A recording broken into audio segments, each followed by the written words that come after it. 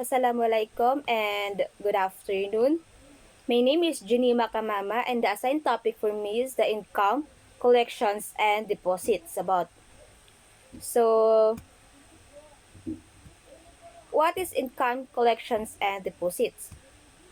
Local accountant and treasurers shall maintain the separate books and depository accounts respectively for each fund and their custody of or administration. Earnings of the depository accounts and the name of their respective local government units with bank shall accrue exclusively. Therefore, the officers of local government units was authorized to receive and collect the monies that arising from taxes, revenue, receipt of any kind, and it shall remit the full amount received and collected to the treasury of such local government unit, which it shall be credited to the particular accounts kung saan talaga belong yung monies na na-collect nila.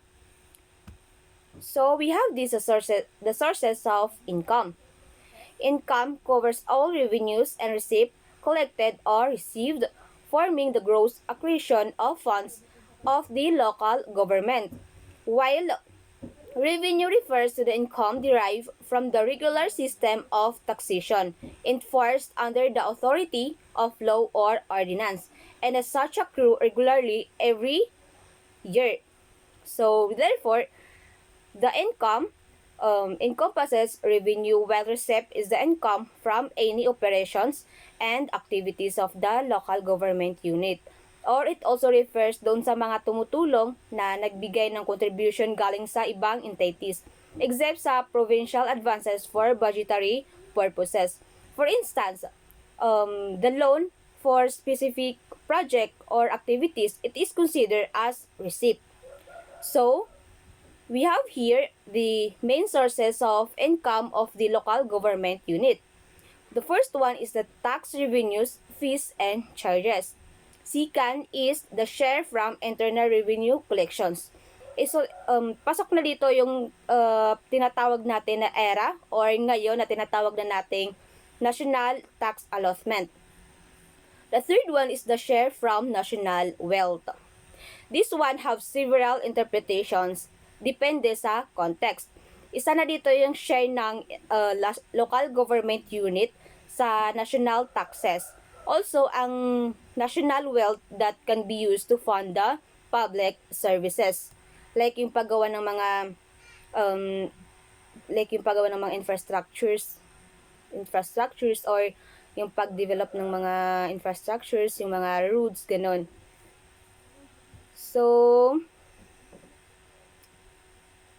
we have here, so the sources of income are further classified into general income accounts and specific income accounts. The following shall comprise, among other, general income and specific income accounts applicable to the local government units. So, we have here a 13 general income accounts and 4 specific income accounts. The general income accounts is the subsidy from other local government units, the subsidy from other funds, subsidy from special accounts, sales revenue, divided revenue, the interest income. 7 is the gain on sale of securities. 8 is gain on sale of assets, sale of confiscated goods and properties, foreign exchange gains, miscellaneous operating and service income. 12 is the fines and penalties, government services and operations. Lastly, the income from grants and donations. So, we have the specific income accounts is a property taxes. Second is the taxes on goods and services. Third is the other taxes. And lastly, the other specific income. So, we have here the method of accounting for income.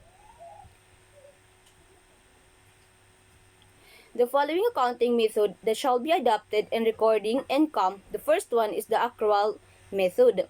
Accrual method of accounting shall be used to record share from internal revenue collections in the books of accounts upon receipt of the notice of funding check issued from the Department of Budget and Manage share from Internal Revenue Collections shall be taken up as due from national agencies and credited to Internal Revenue allotment.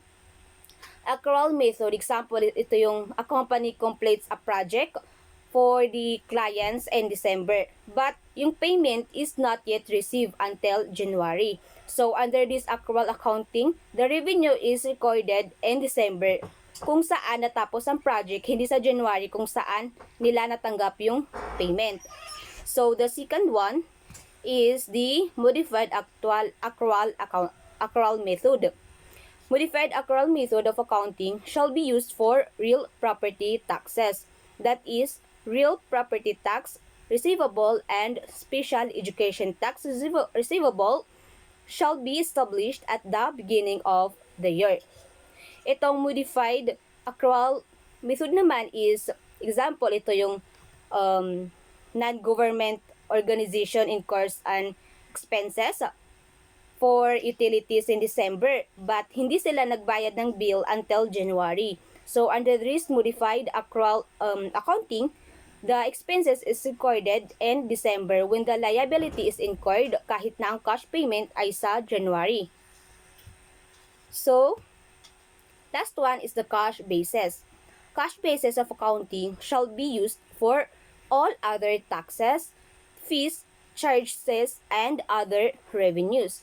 So, let us move on to the other receipt.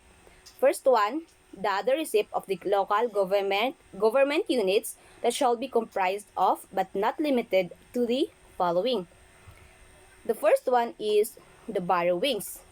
The borrowings are proceeds of payable obligations, generally with interest from the bank, national agency, another local government unit, and private sectors. All borrowings incurred shall be recorded directly to the appropriate liability accounts. Though the second one is the sale of property and equipment.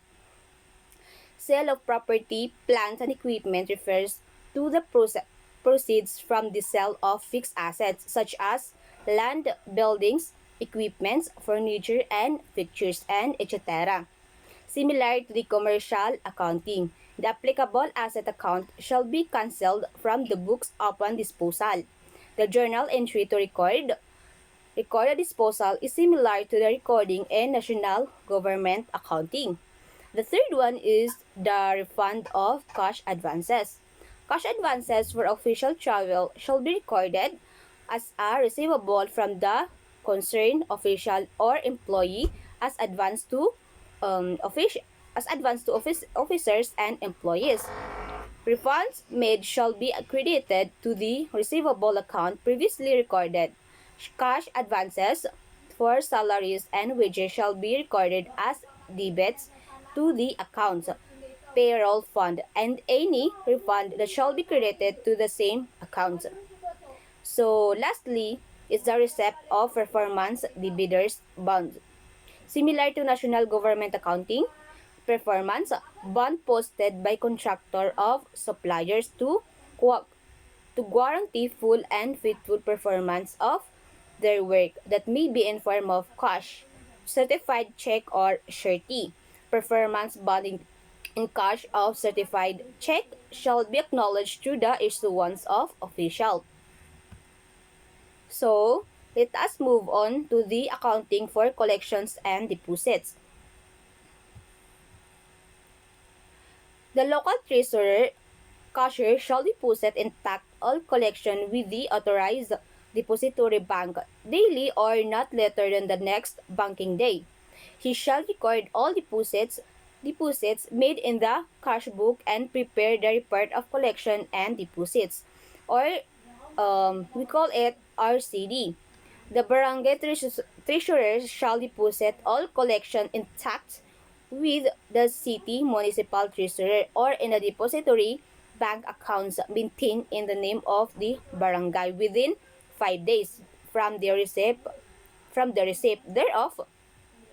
Ang accountant is need niyang need niyang malaman yung account classification of the amount that collected by the RCD and the supporting papers na gisubmit ng mga treasurer or cashiers, and they also need to accomplish the journal entry voucher for the recording. So, let's move on to the disbursement. Disbursements refer to the settlement of government payables obligations by cash or by check. Typical transaction for which disbursements are made are as follows. First one is the personnel services, the maintenance and other operating expenses. Third is the capital outlay, and the last one is the financial expenses. Disbursement shall be covered by disbursement vouchers or DV, or payrolls and paid either by the check or in cash. The allotment and obligation slip or allowance shall be an integral part of the disbursement vouchers. So, let us move on to the payment by check. Check shall be drawn only on duly approved disbursement voucher. It shall be drawn by the local treasurer and countersigned by the local administrator. In case of temporary absence or incapacity of the aforesaid officials, these duties devolve upon their immediate assistants. Like, for example, sa case ng municipalities where no administrator that has been appointed, yung check is considered na yung municipal mayor ang magsasign. However, if about naman sa expenditures that appropriated for the operation of the sanggunian, the check shall be countersigned by the provincial vice governor, city vice mayor. So let us move on to the payment by cash. So, this payment by cash. Disbursement by cash shall be made from a cash advance drawn and maintained in accordance with commission and audit rules and regulations. Cash payment shall be made only on duly approved payrolls disbursement vouchers. Cash advance for salaries and wages by regular and special disbursing officer shall be recorded through a debit to payroll fund and a credit to cash in bank, local currency and current account. So we have here the payment out of the petty cash fund pala, sorry. So, petty cash fund shall be maintained under the impressed system. The fund shall be sufficient for the non-recurring emergency and petty expenses of the local government unit for 1 month. So, disbursement from any fund shall be through the petty cash voucher, which shall be signed by the payee to acknowledge the amount received. The official receipt shall be attached to the petty cash voucher. Each petty cash voucher shall not exceed 1,000. So, payment out of the petty cash fund should be made with strict adherence to established policies and procedures. These procedures ensures the proper accountability and control over the fund para maiwasan ang risk of fraud and maling paggamit nito. That is why it should be made and documented carefully. So, we have here the purchase or construction of property, plants, and equipment. So, property, plant, and equipment are charged against appropriations allotment for capital outlay when obligated. Property, plant, and equipment acquired through purchase shall include all costs incurred to bring the assets to location necessary for its intended use, such as concrete installment cost, and etc. In the books of accounts, the purchase price is recorded as assets. So, property, plants, and equipment to be constructed may be, may be classified as agency asset and public infrastructures. Agency assets are those to be used by the local government unit concerned, while the public infrastructures are those to be used by the general public. So, we have also the purchase of supplies. Purchase of supplies and materials for stock, regardless of whether or not consumed with the accounting period, shall be recorded as assets using the inventory account following the perpetual inventory method. However, supplies and materials purchased out of the petty cash fund for immediate use for immediate use or for emergency that shall be expenses. Sorry. So, we have here the miscellaneous transaction. Miscellaneous transactions refer to transactions that are unique and reoccurring in the ordinary courses of operations of the government. These transactions types seldom take place or ideally should not happen at all. The following may consider miscellaneous transactions. The first one is the loss of cash and property accountability, cash overage. Third is the dishonored checks. Fourth is the lost, destroyed, still, obsolete, and fraudulently in cash check. Settlement of suspension, disallowance, charge, and lastly the refund of overpayment. So, loss of cash and property accountability. Loss of cash and cash and property may be due to malservation, like theft, robbery, or other causes.